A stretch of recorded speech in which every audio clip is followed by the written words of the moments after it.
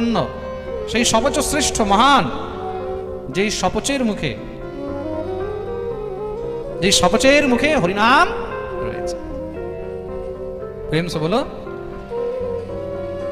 কোন ডোম যদি হরিনাম নেয়, কোন চন্ডাল যদি হরিনাম নেয়, কোন মেথর কোন মুচি যদি হরিনাম নেয়, যদি কৃষ্ণ ভক্ত হয়, যদি বৈষ্ণব হয়, তাহলে মনে রাখবে সেও বন্দনীয়, সেও পূজনীয়। প্রেম সে বলো, তা সে যবনই হোক না কেন, যবনও যদি হরিভক্ত হয়, তাহলে সেই হরিভক্ত গোবিন্দের চরণে, গৌরীর চরণে আশ্রয় পায়। আমার কাছে একবার এক মুসলমান এসেছে, কিছুদিন আগের কথা। তো পাঠের পরে এক মুসলমান দেখা করতে এসেছে। সবাই বললো, মহারাজ জি, এক মুসলিম আপনার সঙ্গে দেখা করতে এসেছে, আপনি কি দেখা করবেন? কেন দেখা করবো না? সে যদি এসেছে দেখা করতে, নিশ্চয়ই দেখা করবো, সেও তো মানুষ। আমি বেরোলাম, সে এসেছে, প্রণাম করেছে। আমি বললাম, কি বলো? মহারাজ জি, আমি আপনার পাঠ সবসময় শুনি।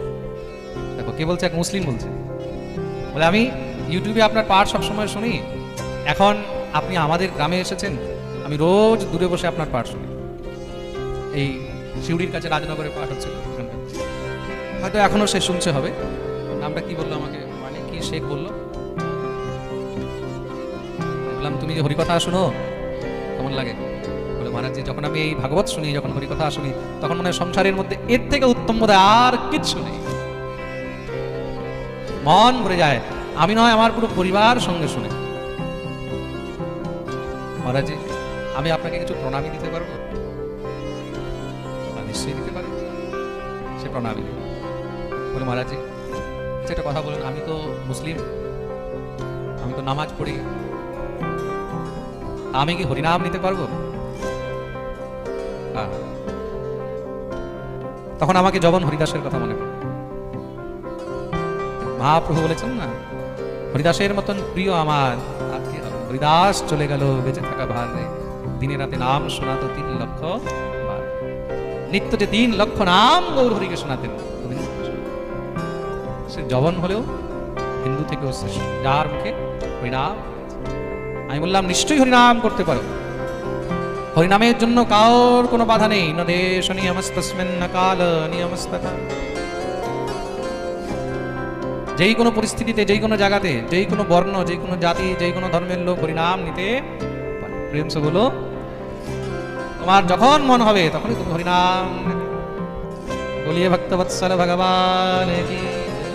হরিনাম নিতে কোনো প্রকারের কোনো বাধা নেই। তা সে যবন হোক, যে কেউ হোক। হরিদাস যবন হয়ে এত বড় ভক্ত হলেন কি করে? এই প্রসঙ্গে খুব সুন্দর কথা রয়েছে হরিদাসের জীবনের জন্য। হরিদাস ঠাকুরের জন্ম হয়েছিল কিন্তু সেই পূর্ববঙ্গে, বুড়ন বলে একটি জায়গা আছে বর্তমান বাংলাদেশ যশোরে। সেই বুড়নে ওনার জন্ম হয়েছে। পরবর্তীকালে তিনি শান্তিপুরের কাছে ফুলিয়াতে এসে থাকতেন।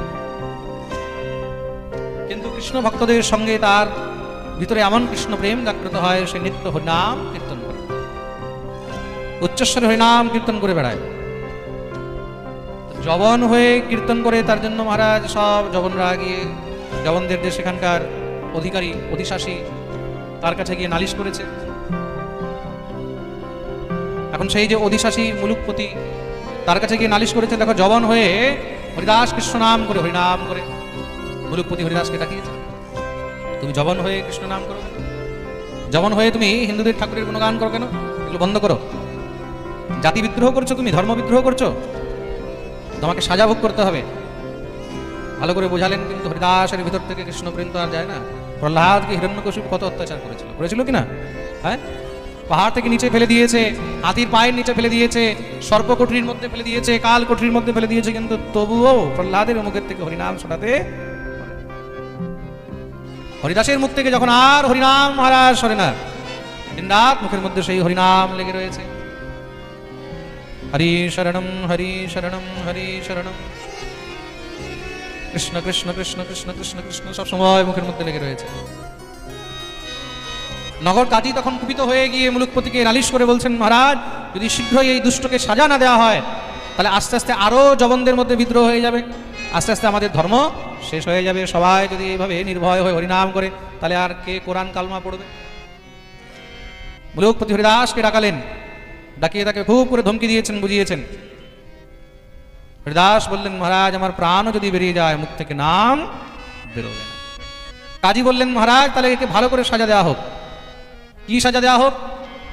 বলে, মহারাজ একে 22 বাজারে ঘুরিয়ে বেত দিয়ে মারা হোক,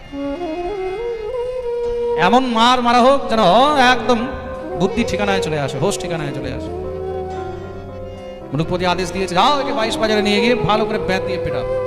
কাজী নিজের সঙ্গে মহারাজ দরবারি সব জবনদেরকে নিয়ে 22 বাজারে ঘোরাতে ঘোরাতে হরিদাসকে এমন মারা আরম্ভ করলেন, বেতের আঘাতের উপরে আঘাত। সেই মহারাজ এমন মারছেন মনে হয় বোধহয় প্রাণ বেরিয়ে যাবে, কিন্তু সেই পরিস্থিতিতেও হরিদাসের মুখে শুধু একমাত্র হরিনাম চলছে, হরি বলো হরি বলো হরি বলো হরি। হরিদাসকে যে এত আঘাত করা হয়েছে, এত মারা হয়েছে, বলে হরিদাসের প্রাণ বেরোলো না কেন? বলে সেই আঘাতগুলো তো হরিদাসের গায়ে মারা হচ্ছিল, কিন্তু সেই আঘাত হরিদাসের পিঠে মনে হচ্ছে কেউ পুষ্প বেতের বর্ষা করছে, কেউ ফুলের বেত দিয়ে বর্ষা করছে। হরিদাসের সেই কষ্ট আর ব্যাপন হয় কেন? বৈকুণ্ঠে বসে আমার শ্রীহরি সেই বেতের আঘাতগুলো নিজের খাবে, আমার ঠাকুর নিজের পিঠে সেই আঘাতগুলো নিয়েছে। দেখতে দেখতে হরিদাসের শরীর জড় হয়ে গেল, একদম জড় হয়ে গেছে, শরীর আর নড়ছে না। তারা মনে করলেন বোধহয় মরে গেছে মনে করে গঙ্গার ধারে ফেলে দিয়ে চলে এসেছে। কিছুক্ষণ পরে হরিদাস আবার উঠে সেই উচ্চস্বরে আবার নাম সংকীর্তন আরম্ভ করে দিয়েছেন, দিব্য গোবিন্দের গুণগান করছেন, আবার হরিনাম করছেন। এই দেখেই তো সমস্ত জবনগণ ভয় পেয়ে গেছে। ভয় পেয়ে মহারাজ কাজীর কাছে গেছে, কাজীও ভয় পেয়ে গেছে, গিয়ে মুলুকপতির কাছে যখন খবর দিয়েছে, মুলুকপতি হরিদাসের এই স্থিতি দেখে সেও ভয় পেয়ে গেছে, ক্ষমা যাচনা করলেন। নিশ্চয়ই তুমি এই হিন্দু দেবতাদের পরম ভক্ত, আজ থেকে তোমার উপরে আর কোনো অত্যাচার হবে না, আমি কথা দিলাম। তোমার যেখানে মন হয় তুমি সেখানে ঘুরে বেড়াও, যেখানে পারবে সেখানে হরিনাম করে বেড়াও। আর সেদিন থেকে শ্রী হরিদাস ঠাকুর সেখানেই গঙ্গার ধারে একটি গুহার মধ্যে থাকতেন আর নিত্য হরিনাম সংকীর্তন করতেন। একদম নির্ভয় হয়ে শ্রী হরিদাস ঠাকুর হরিনাম সংকীর্তন করেছেন। বলিয়ে ভক্তবৎসল ভগবান কি। শ্রী হরিদাস ঠাকুর পরম ভক্ত হয়ে জবনকুলে কেন জন্ম হলো, তার কারণ কি? কয়েক জায়গায় এমনও কথা বর্ণন রয়েছে, পূর্বজন্মে হরিদাস ঠাকুর ব্রহ্মা ছিলেন। ব্রহ্মা হয়ে যখন তিনি ভগবান শ্রীকৃষ্ণের সখা গোয়ালবাল এবং বাছুরদেরকে বৎসদেরকে হরণ করেছিলেন, সেই রাখাল বালকদের এবং বৎসদের হরণ করার কারণে ভগবান তার উপরে কুপিত হয়েছে। ভগবান থেকে ভক্তদেরকে কে দূরে করে, ভগবান থেকে ভক্তদেরকে কে কেড়ে নিয়ে যায়, এগুলো জবনদের কাজ। তো সেই অপরাধের কারণেই তিনি জবনের গৃহে এসে জন্মগ্রহণ